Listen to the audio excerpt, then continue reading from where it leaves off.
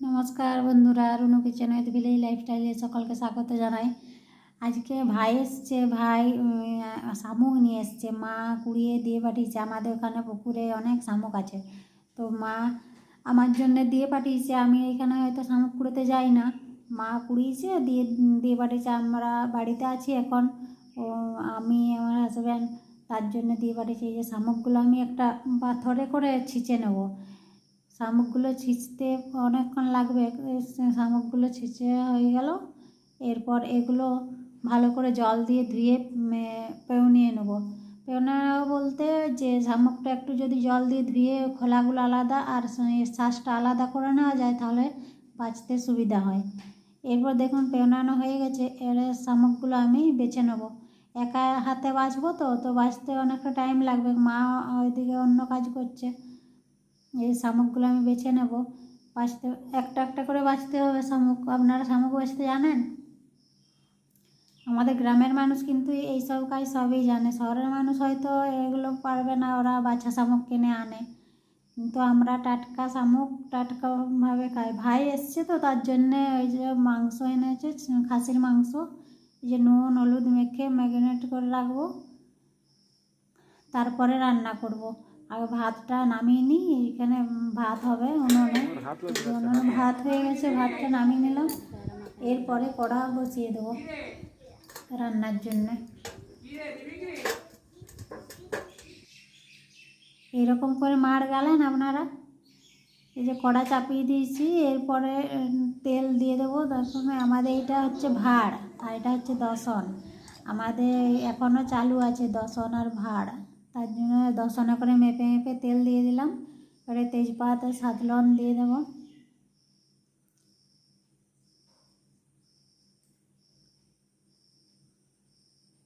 গ্রামের মানুষ এখনও আগেকার পদ্ধতি সব কিছুই চালু রেখেছে।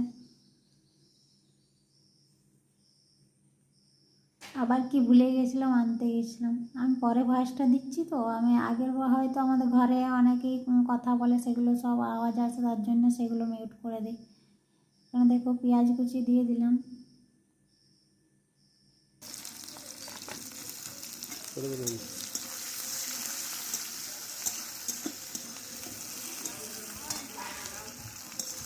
মানে এত উনুনটা জ্বলছে যে চাটুকে তেতে যাচ্ছে, হাতগুলো পুড়ে যাচ্ছে। তো পেঁয়াজটা ভাজা ভাজা হয়ে গেলে এবার আদা বাটা রসুন বাটা দিয়ে দেবো। এগুলো সব আমাদের শিলে বাটা, ওটা আমি দেখাতে পারিনি। একা হাতে ক্যামেরা করি, একা হাতে ইয়ে করি, তো তার জন্য দেখাতে পারিনি। এই যে আদা রসুন বাটা দিয়ে দিয়েছি, এবার টমেটো কুচি দিয়ে দিলাম।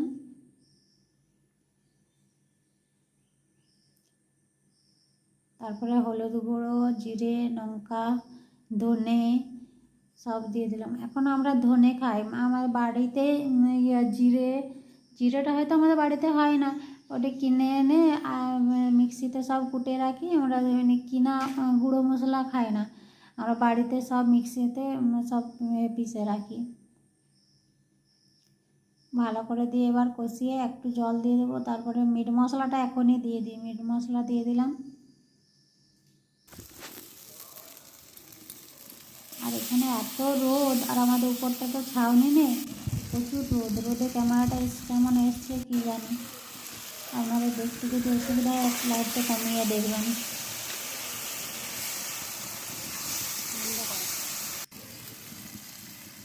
এবার মাংসগুলো দিয়ে দেবো।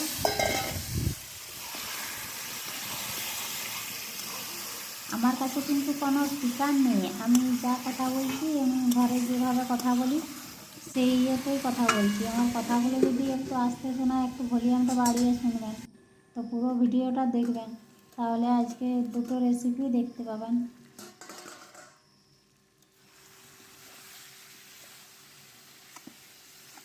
মাংসটা দেখুন ঢাকা দিয়ে রাখার পরে তেল ছেড়ে দিয়েছে, ভালো করে কষানো হয়ে গেছে।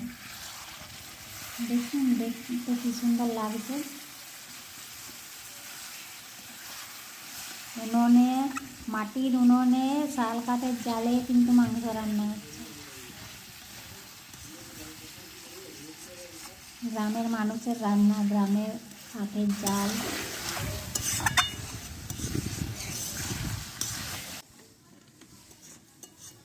জালটা কমে গেছে, তার জন্য একটু ভালো করে ইয়ে করে নিলাম।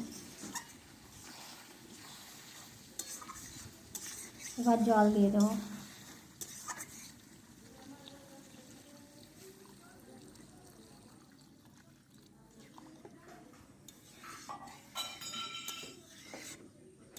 মাংসটা আমি তখন ঢাকা দিয়ে অনেকক্ষণ রেখেছিলাম, নাহলে ছাগল মাংস তো সিদ্ধ হতে চায় না।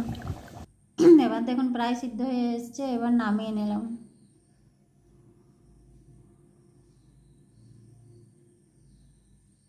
এবার কড়া ধুয়ে আবার চাপিয়ে দেবো, কারণ এবার শামুকটা রান্না করব। তেল দিয়ে দেব।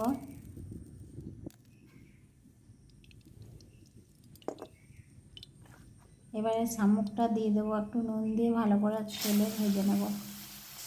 নইলে শামুকটা এই সময় নুন না দিলে শামুকে ভাজা হয়ে গেলে নুনটা ভিতরে যায় না, ওই জন্য তেলে একটু নুন দিয়ে দিলাম। আবার তেল দিয়ে দিলাম, কারণ এবারে শামুকটার যে মশলা করবো, এই যে পেঁয়াজ দিয়ে দেবো, আলু কুচি আর এখানে আলু বেগুন আর পেঁয়াজ দিয়েই শামুকটা রান্না হবে। আর একটু জিরে লঙ্কা হলুদ আর এটাতে সরষে গুঁড়ো দেবো। শামুকে দেখবে সরষে না দিলে ভালো লাগে না।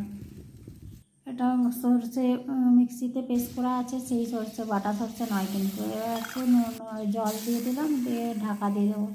এটাও ভালো করে সিদ্ধ হয়ে যায়। এই দেখুন প্রায় সিদ্ধ হয়ে এসছে। এবার ভালো করে নেড়ে চেড়ে একটু কষিয়ে তারপরে নামিয়ে নেব।